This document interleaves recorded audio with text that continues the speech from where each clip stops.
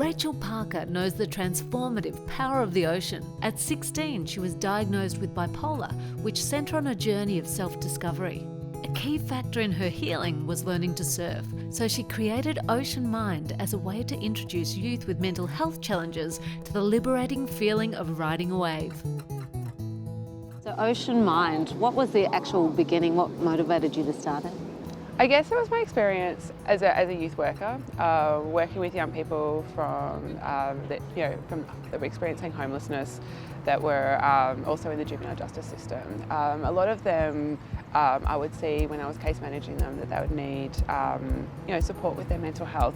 Yet when we put referrals through to psychologists and psychiatrists, they didn't really connect with them and didn't really want to attend those appointments. And so I was always looking at, well, how do we support the young people that are not in that formal counselling setting? And I realised that surfing was it. Surfing was that modality that I wanted to use to support young people. So how does the actual model work?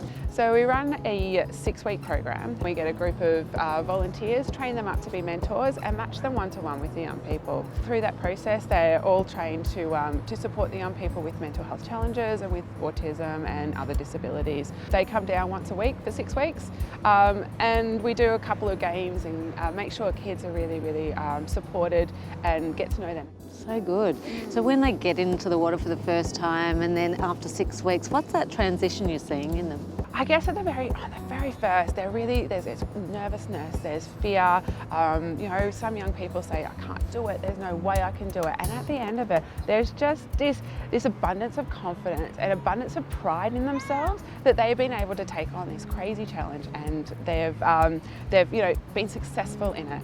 I've never found anything yet in my mental health, my mental health journey that was such a freeing experience. I had 2 hours of just concentrating on what I was doing, and I smiled and I enjoyed myself for those 2 hours. And the heaviness and the cloudiness of my brain disappeared just for those 2 hours, and that for me was enough to kind of get me starting to move away from that funk that I'd been in for so long. So you're immersed in nature, you're in the zone because you have to think about what you're doing, and you're just letting go of all your cares. Yeah, definitely. So cool.